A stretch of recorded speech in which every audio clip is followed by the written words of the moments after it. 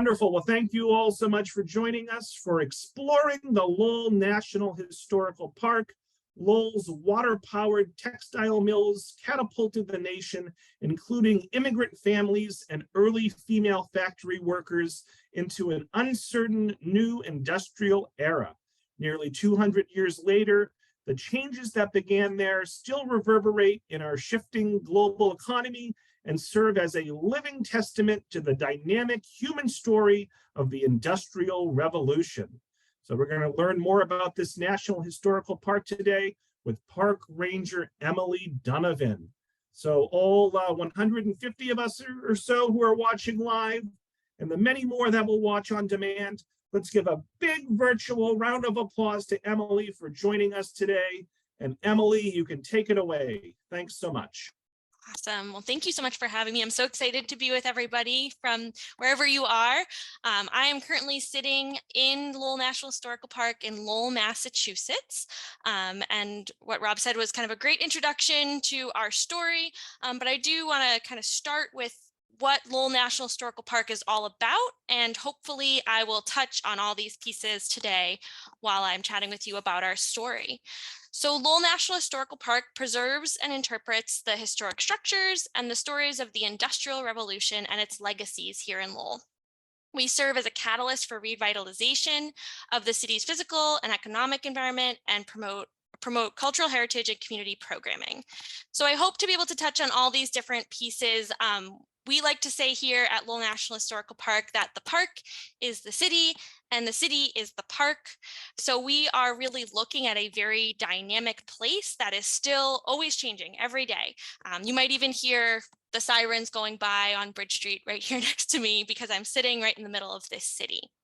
And also just to note that Lowell National Historical Park, unlike some other national parks or historical parks that you might go to, we don't actually have an entrance gate. We don't have a specific one place that we are looking at. We help manage a historic preservation district throughout downtown Lowell. So that preserves and interprets the historic structures. I am currently sitting at the Boot Cotton Mills Museum, but we also have a visitor center and some other structures that I'll talk about as well. But just to note, Lowell National Historical Park is the city. So when we're talking about the park, we're talking about a city of which I am a resident. So if you have questions about being a Lowellian, you can also ask me those. But I want to actually ground us and think a little bit about where is our story starting. And our story starts with a natural resource like some other national park sites. And our natural resource that we ground ourselves in is the Merrimack River. So the Merrimack River starts up in Franklin, New Hampshire, where the Pemigewasset and the Winnipesaukee rivers come together. And the Merrimack River Valley is very much a product of glaciers receding during the last ice age and carving out the New England landscape. If you heard from folks from Cape Cod, or if you visit Boston Harbor Islands, other New England parks have that glacial story embedded, but actually Lowell National Historical Park does too. So right here in what we now call Lowell, Massachusetts, there have been humans living here for the past 12,000 years. So the ancestors of the Pennacook people traveled to this spot on the Merrimack River because over the course of a mile, and I tried to pick this picture to show us, the riverbed is carved out and falls 32 feet over the course of 1 mile here. And if we were standing in this very spot of just a few hundred years ago, it would kind of look like something you'd want to whitewater raft down. It would be rapids over the whole mile. But again, 32 feet of elevation change happens here. That is a good chunk of the 270-foot elevation change that happens over the course of the Merrimack River journey as it comes from Franklin, New Hampshire, takes a hook to the kind of left in Lowell, Massachusetts, and then empties out to the Atlantic Ocean in Newburyport, Massachusetts. So grounding us in our natural resource, but it is the story of people here at Lowell National Historical Park. And when we're thinking about some of the foundations of, in particular, Lowell as an industrial city, you cannot talk about Lowell without talking about a little bit before Lowell. So our story of industrialization starts with the desire post-American Revolution, a little bit after the War of 1812. People in and around the Boston area in particular, wealthy men, are looking at how do we create an industrial America? How do we divest ourselves of British interests, in particular, thinking about the textile industry, because you can't get cotton cloth from anywhere other than England, essentially, in the 1810 era. And so the Boston Brahmin, Boston Associates, that group of people is looking at how do we do this. And one name you might have heard of before, Francis Cabot Lowell. So he is part of both the Cabot family and the Lowell family. He is looking in particular at that question of cotton textiles. And so in the early 18 teens, he travels over to England and he sees these power looms in action. And some people say that he memorized the designs. He was a very well-educated man. He had a background in some engineering. So he was looking at these power looms operating, generating cotton textiles, and he brought that idea back to America.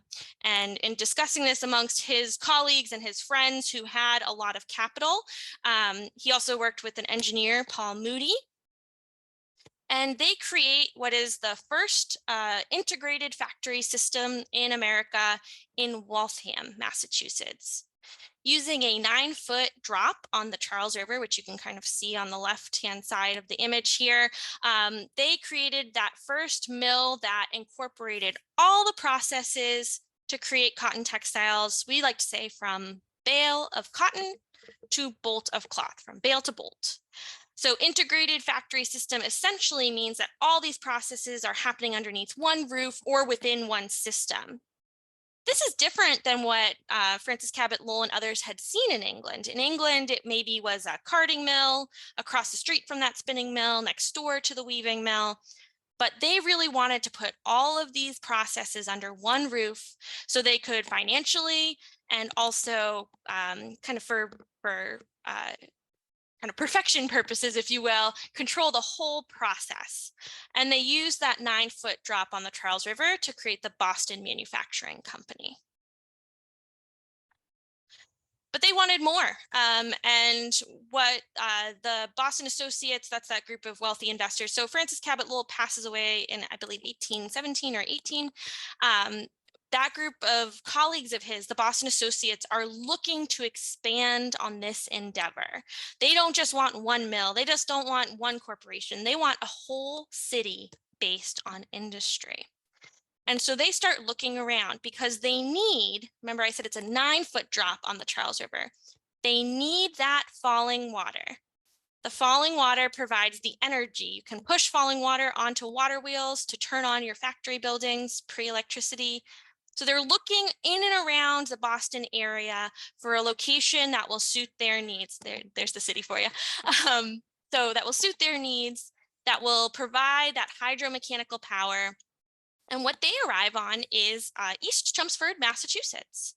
So in about 1820, 1821, the Boston Associates and their kind of project managers on the ground look at this area of East Chelmsford, and it is a subset of Chelmsford, Massachusetts, which I think we have some folks from Chelmsford here today, that has that 32-foot drop on the Merrimack River. Starts on on the left-hand side of my image, and then it ends right where the Concord River flows into the Merrimack on the right-hand side of the image. The other thing that they note here in East Chelmsford is that there is a pre-existing canal, a man-made waterway, and that is the Pawtucket Canal. This was actually built in the 1790s as a way to bypass the falls for local boat traffic. So there was a series of lock chambers on this canal, and it was used to have those barges gently be dropped to that 32 feet instead of, just going over the falls. It's not a great idea. So that pre-existing canal exists. The community is also agricultural. So that's all different parcels of land by local farmers. We often talk about Fletcher's farm because that's right where a lot of the visitor center as well as the boot mills is located. But again, it's 200 people. It's 1820, 1821, and the Boston Associates start buying up the land to start their planned industrial city. And this is just an image just to give you a sense of, we say falling water has power. Well, what does that look like? If you stand underneath the shower in the morning, you can feel that hitting your head. But what does a whole river worth of power feel like? And this image obviously is from later in the 19th century, but I really like it because it shows us that moving water, and that's that power, that's that draw, that's that magnet to the space that we now call Lowell, Massachusetts. So in 1821, they start buying up the land and start the construction of a power canal, as well as the first mill building. And by 1826, so really just 5 years after the Boston Associates and their project manager start this project of a planned industrial city, you already have a mill building in the form of the Merrimack Manufacturing Company, the associated boarding house company housing attached to it. And you can actually see St. Anne's Church, so a place for the workers to go to church, that's very critical, already springing up in just 5 years. This early part of Lowell's history is mind-boggling to me because of how fast it all goes. It goes very quickly because that's what a large amount of capital, a large workforce in the form of immigrants and locals who are digging the canals and building the mill buildings, as well as then the workforce to work in the mills, and also a lack of regulation. There's no OSHA standards, there's no working standards, so the construction happens very, very rapidly here in Lowell. And just to give you a sense of that, right, let's go back to this image. So East Chelmsford, Massachusetts, population is 200. Imagine you're 10 years old and you live on, maybe your family's name is Fletcher, and you live on this sheep plantation, and you're 10 years old, and some gentleman comes and he says to your father, hey, I want to buy your land. He gives you a competitive price for it. He doesn't tell you what he's buying it for. That's interesting to note. But he doesn't tell you what he's buying it for, and you and your family move away. Maybe you go and you move with family in New Hampshire or something like that. So this is 1821. You're 10 years old. Just 55 years later, you're 65. And you want to go back to the place where you were born. Your mother and your father told you were born in East Chelmsford near the Merrimack River, and it looks different now. It's a whole city now. So you were born into a community of 200. You come back with your grandkids 65 years later, and Lowell is Lowell. Lowell is 70,000 people. Lowell is not just one textile corporation, 10 textile corporations that are each massive complexes with associated boarding houses. Lowell is not just one little sleepy canal that bypasses the falls anymore. It is 5.6 miles of power canals, bringing that 32-foot drop, bringing that energy into the middle of a city, falling underneath mill buildings that are not just turning water wheels. By this point, they're turning turbines, and we also have steam power coming into play. That happens over the course of someone's lifetime. It's really rapid, it's really incredible, and it's also the first time, everybody's always like, why are you a national park site? Well, it's the first time it's an entire city based on industry that was successful. So not just one industrial site, but this whole city was based on the cotton textile industry. And so there's some different pieces to this. There's some different pieces to this development and to this success of the planned industrial city. And one of those pieces that is actually really amazingly all still intact today, even almost 200 years later, is the power canal system. So it does happen over time, between 1821 to 1848 that the canal system is built. But you can kind of see through these images and with these circles of where the corporations were, that it happens iteratively, right? It kind of builds on itself. So the Merrimack Mills is the first manufacturing company that's built at the end of a power canal. And then we start seeing some of the interior mills. So places like, if you've ever visited mill number 5 on Jackson Street, the Hamilton Mills, the Appleton Mills, the Lowell Manufacturing Company, and then eventually Lawrence, Boot, and Massachusetts mills. And many of these complexes are still in use today for different reasons. But I said Lowell, I can talk forever about canals, and hopefully you can come on a canal boat tour and see the actual structures. But the canal construction, I really like to hammer home, no pun intended, that this was done by people. And the canal construction, canals are somewhere between 10 to 20 feet deep, depending on which canal we're talking about. But this is pre-dynamite. This is pre-heavy construction equipment. So this work is very dangerous work, and it's backbreaking work. So the project managers who are looking to expand the canal system here in Lowell, so the project managers, I never say the Boston Associates because they really are the financiers. They have people on the ground who are doing the project management, including eventually Kirk Boot Cotton Mills. So the project managers are hiring locals in particular, who maybe have had their land bought up or have an expertise in stonemasonry in particular. But they're also hiring from the local being in Boston, immigrant population. And in the 1820s, it's the Irish. And so there's the story of Hugh Comiskey. He walks up with a group of 30 Irishmen, presents himself to Kirk Boot in a tavern. They shake hands, and for 84 cents a day, 6 days a week, they start the canal construction in the 1820s, which really is digging again and using non-directional blast power and using draft animals to do that work. This picture is obviously from much later in 1901, but just to give you a sense of some of the scale that they're digging, and just to put a face to the people who are doing the work. And the other group of people at this same time that is being actively recruited, right? We're building canals, we're building giant mill buildings that are filled with those textile machinery. We now need a labor force to work in those mills.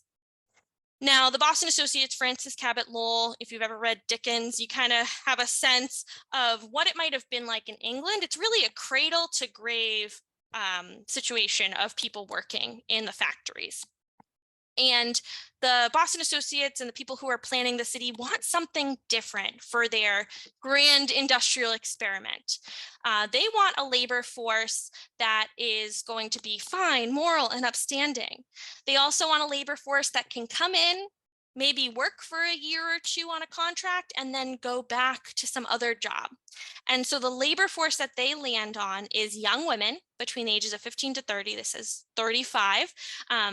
We call them the mill girls because that's what they called themselves in a lot of their writing. So when I say mill girls, I'm not being diminutive. That's what they wanted to be referred to. They thought operatives felt like a piece of machinery versus mill girls felt like it was almost, let's call it people first language of the 19th century. So they recruited the labor force of young women, 15 to 35, to come and work in the mills. And again, they're signing year-long contracts to do this work. So it's a very much the idea of they could come, maybe they come because they need to help a family pay off a debt. Maybe they need to help their brother get through college. Maybe they need some place to go because they don't have any other family around. But it really is very economically driven. This idea that a young woman can leave her family to go make a cash wage in what was really a credit or barter economy is novel. This is new. This is one of the big experiments of Lowell that pays off. And some of the ways that they are recruiting these young women is to say that they will be going, yes, to a city, but also to a place where there are opportunities and that they will also be taken care of. We call it the paternal system because the factory owners and financiers are really looking at how do we take care of our workers. And they do this by, if you see in the background of this image, there's the mill building, the Merrimack Manufacturing Company, which no longer exists.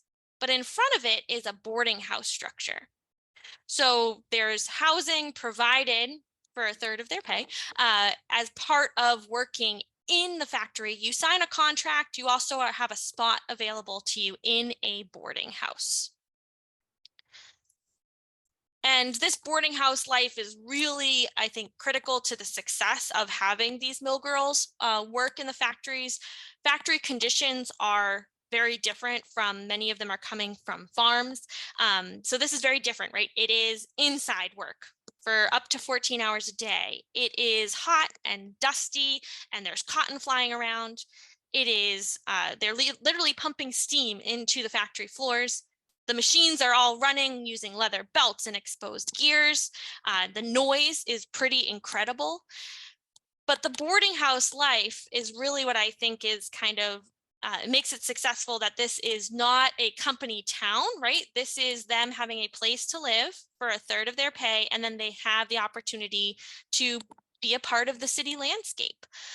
This picture is from later in the 1870s, but just to, again, put a face to these workers and see how many of them are all living together in a boarding house structure, mostly young women. There are some men, because some of the boarding house apartments would have been for men, but also the end apartments on the boarding house structures would have been for middle management. So men with their families. So work-life balance, what's that? I don't know. But in the 19th century, this is totally changing the way that people think about work. Prior to this, there was definitely work opportunities, maybe not in mass for women, but it might have been that you could be a teacher. It might have been that you could be a domestic. It might have been that you worked on your family's farm or helped your family in some other way. But now we start to see a shift. We start to see a shift in using the clock and having that really drive work. And also having it be that when you sign that contract to work for a year, it really is that you're signing on to some other regulations. So let's start with the timetable, right? I don't know about you, but my iPhone goes off at a certain time in the morning, and then I get ready, and then I have to report to work for a certain time, and then I end my day, and I'm then have the evening to do with what I will.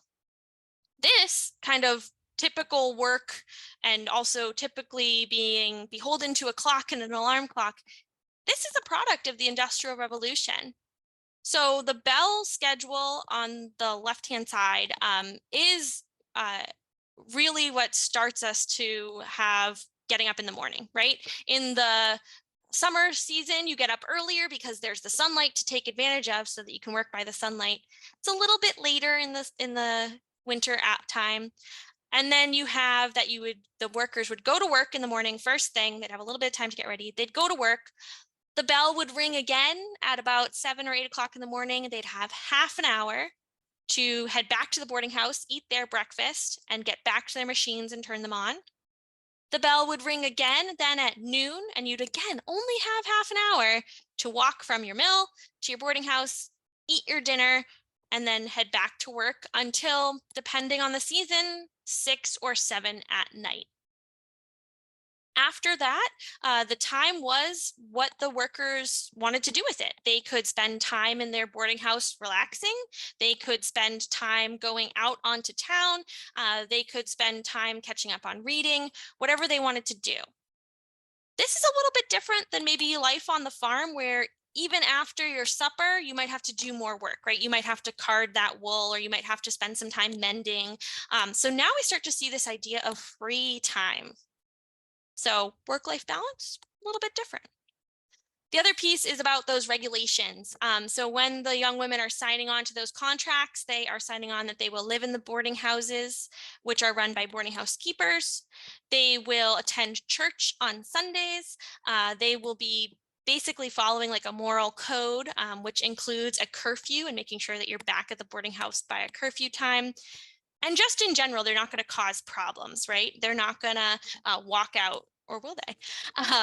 They're going to be fine, moral, upstanding young women who follow the regulations to work in the mills. That's a part of your contract. And so there's some challenges with this, but there's also opportunity. So these young women coming together, they're working during the days, and a 14-hour day, I don't know about you, I could not have any energy after a 14-hour work day. Yet somehow these women did. They found the time to do their own pursuits. For example, in the 1840s, there was a group out of one of the churches that was a writing group. They would share poems and short stories and nonfiction narratives with one another. And the pastor there actually worked with the young women to create what we call the Lowell Offering, what they called the Lowell Offering, which was a repository of magazine. It was a magazine. So this was published for about 5 years in the 1840s. It was totally endorsed by the companies because they said, look at our workers. They are so happy that they have time to do this writing. So this is the Lowell Offering.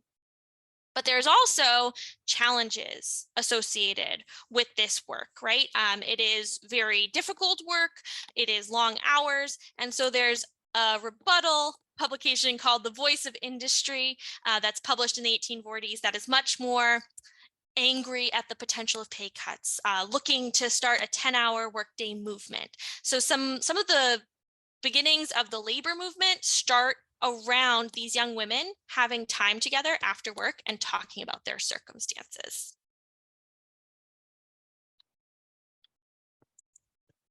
So kind of just zooming forward in time, the 19th century is very successful for Lowell. Lowell becomes the pattern for many other mill towns across Massachusetts, like Haverhill and Lawrence, and then eventually across the country, right? In Charleston, South Carolina, Columbia, places in Tennessee.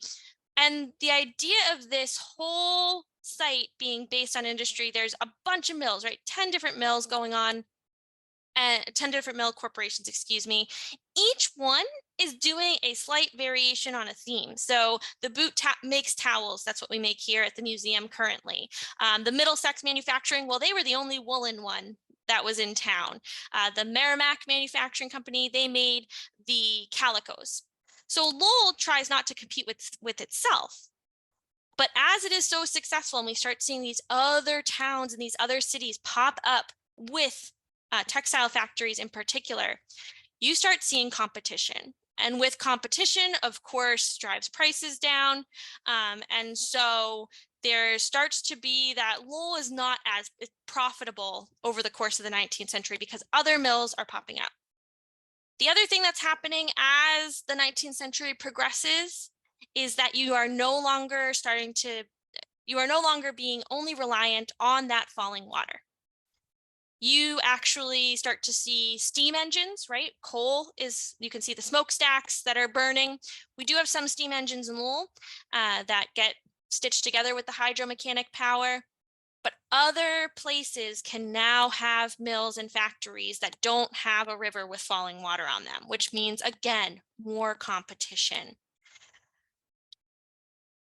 Over this period of time too, the workforce starts to shift and change.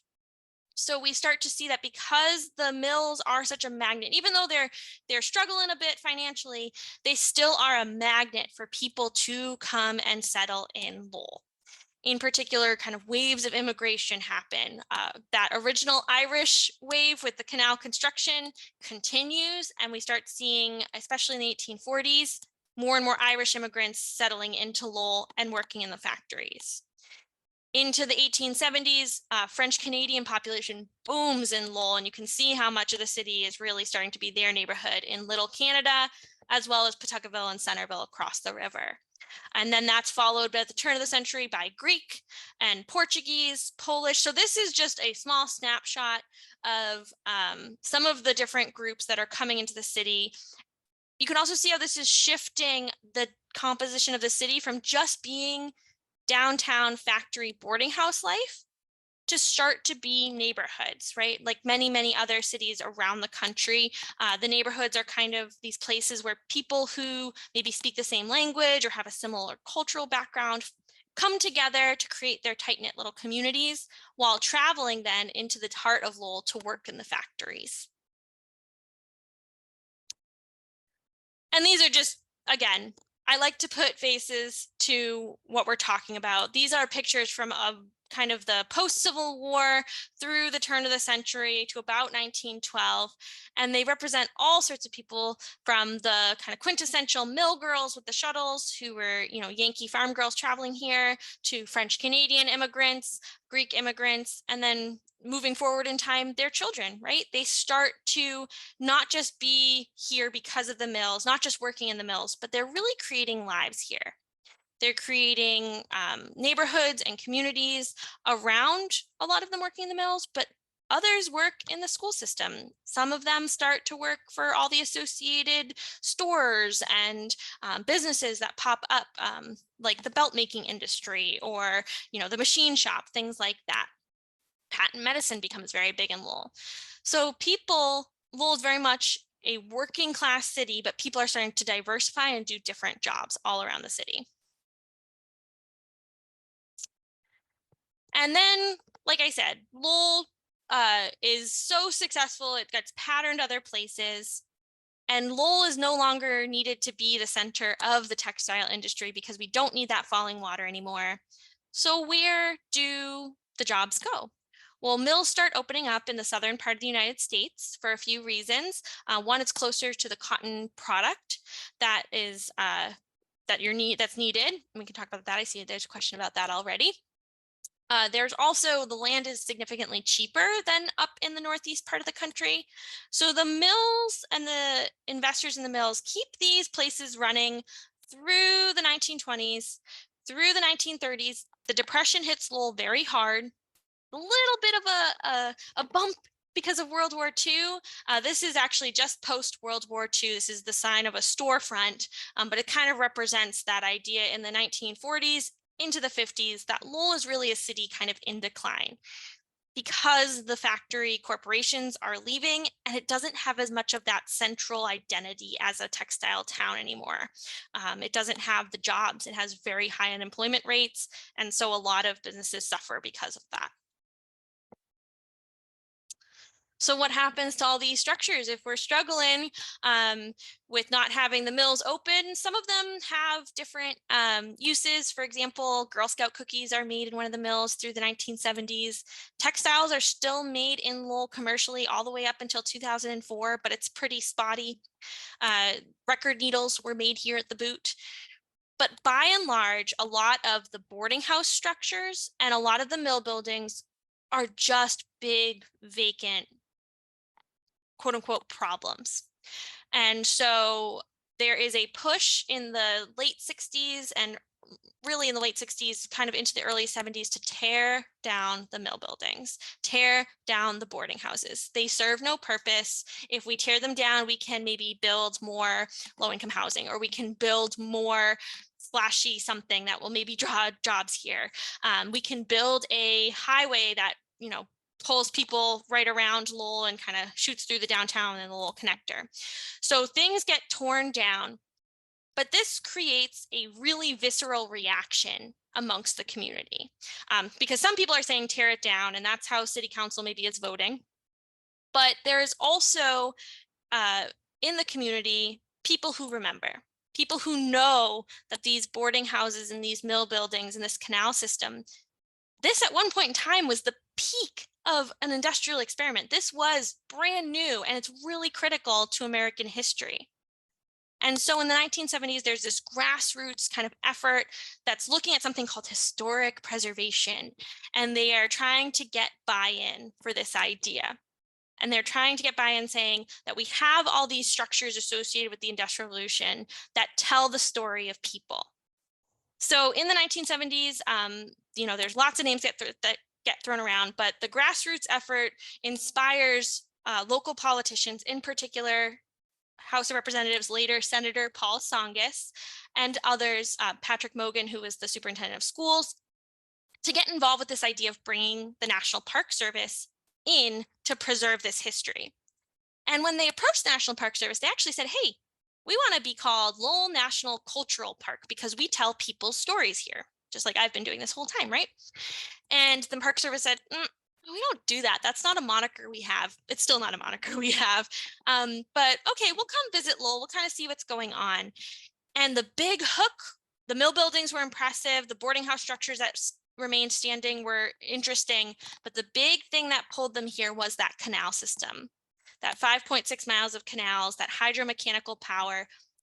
The canals in many other cities get filled in. If you've ever driven over a canal street someplace, might have been a canal there. But here in Lowell, they had not been filled in and all the structures still existed. So that was what made the Park Service said, okay, this is the prime example. This is where we can have a site that is dedicated to telling this industrial story. Because yes, we are telling Lowell's story, but we try to broaden that out, right? We are representative of lots of communities and lots of places that have that industrial past. So in June 1978, a little over 45 years ago, President Jimmy Carter signed the bill that would make Lowell National Historical Park, Lowell National Historical Park. And how does it go from there? Well, a lot of historic preservation. So that's a lot of what the Park Service was doing here in the 1980s and 1990s, was restoring and rehabbing historic gatehouse structures like the one on the right. The Boot Cotton Mills Museum opened up in 1992. The trolley, everybody loves our trolley, was brought in, a historic reproduction streetcar in the 1980s. So the Park Service really is looking at how do we evoke that 19th century industrial past while also moving forward so that people can enjoy it, right? That's the whole idea behind every National Park Service site. It's for the preservation and enjoyment of future generations. So what can you do here now? You can come stop by our visitor center on Market Street. It's very kind of a typical National Park Service visitor center, but located right in the heart of a mill building in the middle of downtown Lowell. Our kind of main site where you can really dig into way more history than I was able to give you in 40 minutes and actually see power looms operating is at the Boot Cotton Mills Museum. So we operate a 1920s era weave room. And we only maybe run about a dozen to 15 looms, but just even that amount, it's the same as a screaming baby. So if you know what that's like, you can hear how loud just a fraction of the machines running in just one mill building are, as well as explore a lot of museum exhibits that talk about Lowell's history. We have an exhibit that talks about that boarding house life and the mill girl experience. This building is called the Patrick J. Mogan Cultural Center, and it is a restored boarding house. So the outside looks just as it would have in the 1840s, 1850s. And the inside, we have an exhibit that really talks about, you know, what did they eat for food? How did they spend their free time? And you can kind of put yourself in that position and imagine what their life would have been like. One of our signature pieces, I mentioned the canal structures were what really hooks the Park Service in.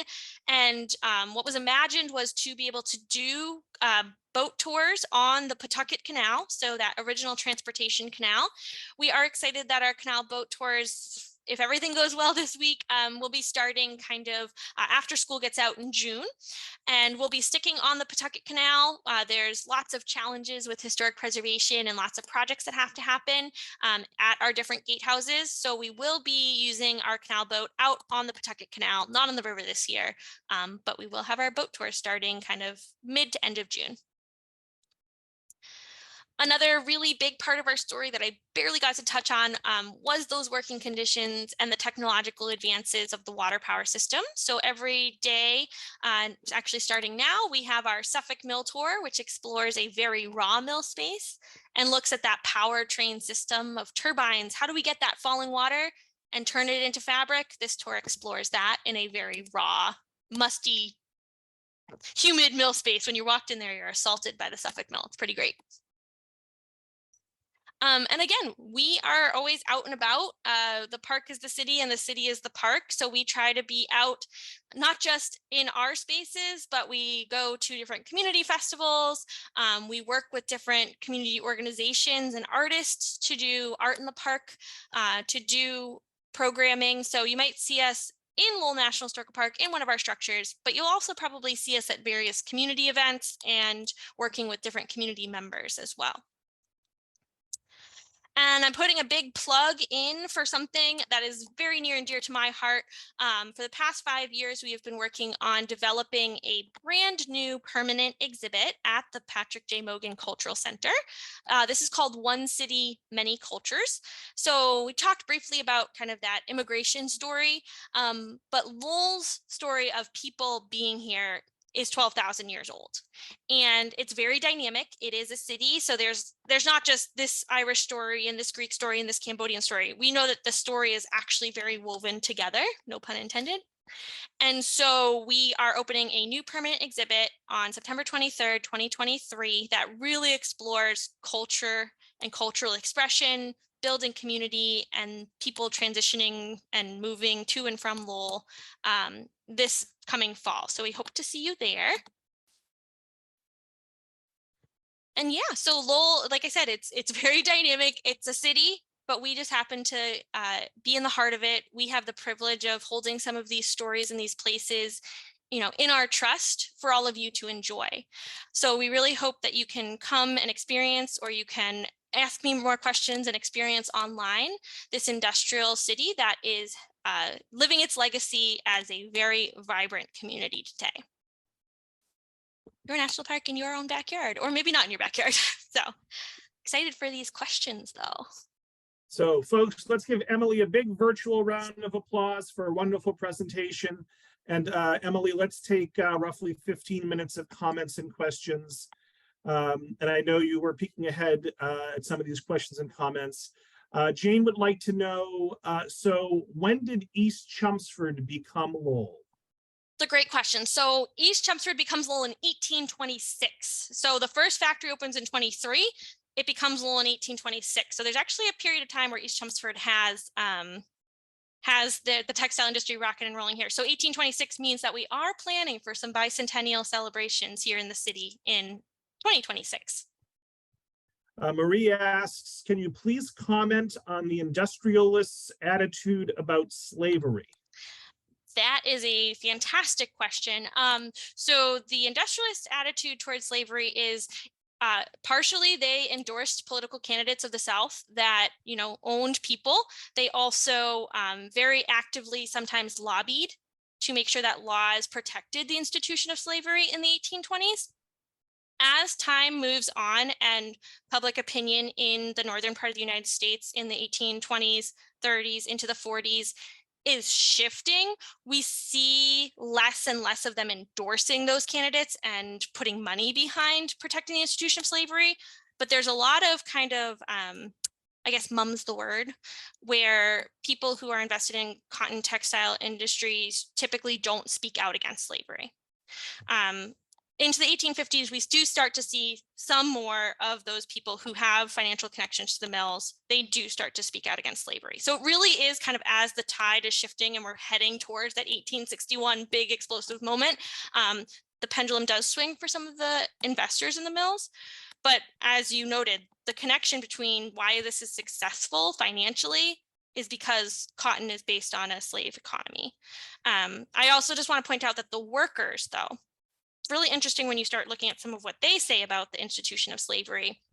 Some of the mill girls are very actively writing abolitionist pieces in the 1840s and 50s. They also very much equate themselves with the slaves in the South. Now, we don't do that today because we know that being owned is very different than getting paid a cash wage. However, their writings, they call them their sisters in the South. So they are starting to equate their struggles with the labor movement and the pay cuts in the 1840s and those kinds of pieces with the people who are picking cotton in the South. So that's really interesting. There also are lots of folks who come through. Frederick Douglass comes to Lowell. You know, other abolitionists come to Lowell to speak to the mill workers, to raise awareness of the plight and to kind of garner support for that cause. That is a whole other hour-long lecture that we can chat about, though. So please ask me those questions in an email or come and visit and we can chat more about it in the museum too. Lois notes, I've taken the canal ride tour. I loved it. It was very impressive. She does have a question, though. These mill workers would have had no idea what they were getting themselves into. So was there much turnover? And since they signed a contract, could they easily leave? It's a great question. So they could pretty easily leave. The contract is, they didn't fight anybody in court to stay for that year long. And it really is only a year though. And in the early 1820s and 30s, sometimes it's only 10 months because of the water supply. They have to shut down for a couple months in the summer. That changes as we buy up the lakes in New Hampshire. But it really is that they are kind of employees at will. Even though they sign that contract, nobody's going to fight you on it. That being said, the reasons that a lot of workers are coming here, they're kind of planning that out, right? They're looking ahead and they know how much they're going to make for that year or 2 years or 3 years. And they're probably filling some kind of need either for themselves or for their families. So there isn't a ton of evidence of people leaving really early in their contracts, but we know it does happen. Larry asks, are you not doing the trip onto the river because of renovations? And will you be doing the cruises on the river from the boathouse? So the first part of the question, yes, we are not using the lock chambers because of renovations that have to happen to preserve those structures, both at Swamp Locks and at the Guard Locks Gatehouse. So that's the first answer. The river boat we are currently using for our school programs. We're looking at our capacity this summer to see if we can support any programming out there. It's not going to be every week like we had done in the past. We just unfortunately don't have enough staff at this moment in time to do that, but we are, fingers crossed, going to be doing some special programming using that riverboat this summer is the hope. And then the third part of that question, I believe, was about the cruises. So if there's another part, please ask, but yeah, you got it.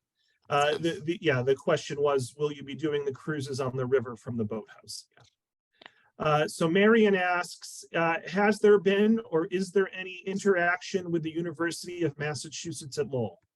That is a great question. And yes, there is a huge relationship between UMass Lowell and Lowell National Historical Park in the form of our field trip programs, our curriculum-based education programs that we offer for grades 2 through college. There is an organization called the Songus Industrial History Center, named after Paul Songus, who helped found the national park here, right, as the senator kind of leading that charge. So the Songus Industrial History Center is both UMass Lowell through the School of Education and National Park Service Park Rangers coming together, thinking that we have the expertise of UMass Lowell in terms of education, and we have these resources of the park. And so we have kids coming, I think we have like 7 or 8 classes today, and today's quiet.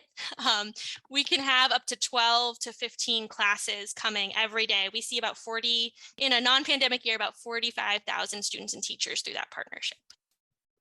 An anonymous attendee asks, what brought on the union movement in the mills? Were conditions deplorable? It doesn't seem like they were, at least initially, for the mill girls. It's a great question. So kind of pre-union, I'm not a labor history is not my super big focus, but mill girls is. So in the 1830s, the mill girls, that kind of group of workers, they are moved to not union organize, but they are moved to walk out in 34 and 36 because of rumors of pay cuts is 34 and rumors of increased boarding house rents is in 36. Both of them are true in that there were plans being talked about at higher Boston financier levels, but neither one was, they were both kind of blown out of proportion, but the workers were pretty disgruntled. So they did walk out. Moving forward in time into the turn of the century, when we start thinking really like that 1912, bread and roses in Lawrence, union organizing, it is because conditions have deteriorated, and also people are getting more and more frustrated, right? That wages are being cut or not increased to meet the standard of living from the 19th century into the 20th century. And also because there is union organizing going on at cities around here like Lawrence or in New York City, union organizers actually start coming to Lowell and start meeting with workers. And that's kind of how that gets started here in Lowell. But it's not I'm not super expert on that, so somebody else might have more thoughts about it than I do. So an anonymous attendee asks, how do you keep the canals clean? Last time I was there, there seemed to be a lot of tires in the canals. So Emily, where do you keep your scuba diving equipment? I wish I was certified. I would no. So the canal question is always very interesting. So the National Park Service, I mentioned we don't own a lot of buildings. We don't own the canal system either. We do help with some preventative maintenance, but the power company, Patriot Power, which that title of that company has been handed down since 1796 with the Pawtucket Canal, proprietary Flocks Canals. So the power company actually still owns the water rights. And the state Department of Conservation and Recreation owns pieces of the canal structures, and we help manage other pieces. So that's not to try to place the blame on other people for not cleaning the canals. We work very closely with some great nonprofit and community-based organizations, the Lowell Canal Water Cleaners and the Lowell Litter Crew, to try to do cleanups at locations that make sense, like at gates and gatehouses and stuff. So we do rotate through and try to do cleanups that we put out there as volunteer activities, but it's not just on us to do it. The power company does often bring in cranes at some of those locations of gatehouses about 1 to 2 times a year to try to pull some of that debris out as well. So it's a work in progress. It doesn't always look pretty, but there is efforts to try to keep it cleaner. So folks, if you enjoyed today's program, make sure to let Emily know in the chat. So Emily, I'm going to transition over to the chat where there's also some questions. I believe we've already answered Yvette's first question. Her second question, I think essentially, is were there any toxic chemicals inside any of these factories? Yes, and in the 19th century, the solution to pollution is dilution. So let's toss it in the canal and see what happens. So yes, there were toxic chemicals, especially at some of the plants that did dyeing of fabrics. So they would be poured right into the canal system. Not just in Lowell, but there's also some they're really horrifying images from like Nashua, New Hampshire, from the paper mills where dyes are just poured in. So the Merrimack River in the 1970s, and the canal system is a product of that too. When they start classifying waterways, they start grading them. The Clean Water Act passed in 1972. They start grading these waterways. And the Merrimack River got a D, which means it's as close to toxic as you can get without being on fire. So it's basically like a D in school, right? As close to failing as you can get without actually failing, which is awesome. But today, the Merrimack River is a Class B waterway, and it's because of federal, state, local, truly community-involved efforts to clean up the waterways, which involves things like there still is a chemical boom out on the Pawtucket Canal soaking up chemicals today from an old power plant that was out there. And so Class B is really good, and people always say, why can't it be an A? We are not a pristine wilderness, so the fact that we're a B while flowing through major metropolitan area, not metropolitan, but major urban areas is pretty exciting to me. It's also the water that I use to brush my teeth every morning. So, yeah. So Emily, I'm going to read some comments to you. Folks, I'm going to have to skip over some just in the interest of time. But folks, we're really enjoying this presentation, Emily. Gail says that the park is such a gem. There's so much to do there. Darlene says, awesome job. Patricia says, excellent job. Thank you for sharing your extensive knowledge. Vanessa says, great presentation. She can't wait to go. Cheryl says, great webinar with lots of information. Maxine says, very informative. Julia recommends a book series. It's a 3-book series by Lisa Boyle called the Patty series. It's historical fiction, but it's about the Lowell Mills and a young Irish immigrant's journey working in the mills. The boarding houses, abolitionists, and life in general at that time are spotlighted. So that's the Patty series, P-A-D-D-Y, by Lisa Boyle. Judy says, great presentation. Frank says, great presentation. Vast amount of technological and societal innovation occurred in Lowell and in the park. The park is a terrific educational resource. The canal rides, the trolley museum, the restored steam locomotive, and the working turbine and textile loom displays. Lynette says, excellent. Michael says, great job. Marie says, thank you. Lisa says, very informative. Joyce says, fantastic. Lisa is looking forward to visiting. Jane says, great program. She's also eager to visit. Patricia says this was very comprehensive for the short time allotted. Well done. Virginia says, totally great presentation. Gail again says, thank you. We have spent a lot of time at the Lowell sites over the years. Thank you so much to you and your colleagues for all your efforts. Amy says, fabulous. Virginia says she learned a lot. Deborah says, great presentation. Debbie says, I noticed you mentioned a crying baby. Your little guy must be 5 months old. I guess Debbie must know you. Dory says, really well done. Thank you so much. Jean says, great talk and information. She volunteers at what I think is the Merrimack Repertory Theater and has gotten to know Lowell somewhat. And Julia is going to wrap us up. Excellent. I cannot wait to visit the mills this summer. Whew. All right. So Emily, any last words from you before we wrap it up? No, I just appreciate everybody's questions, and I look forward to seeing you either virtually on our website and other media, or seeing you at the park at some point in the future. So folks, look for an email from me tomorrow with a link to this recording, a link to a feedback survey, Emily's email address for anyone who has any additional questions, as well as information about some other upcoming programs. I will say we're hosting a talk here in person at the Tewksbury Public Library on Saturday, June 3rd at 2:30 in the afternoon. It's going to be the history of railroads in Tewksbury and in Wilmington. And we'll touch on other nearby communities as well. So that is going to be in person only. It won't be hybrid or virtual. But if you're in the area, come on down Saturday, June 3rd, 2:30 to 3:30. History of railroads in Tewksbury and Wilmington, and I'll have information about that program in the email tomorrow. So thank you all so much. Thank you to Emily. Thank you to all who watched. Thank you to the partnering 50 libraries or so. I hope everyone enjoys the rest of their day. Thanks again, Emily. Thank you. Bye.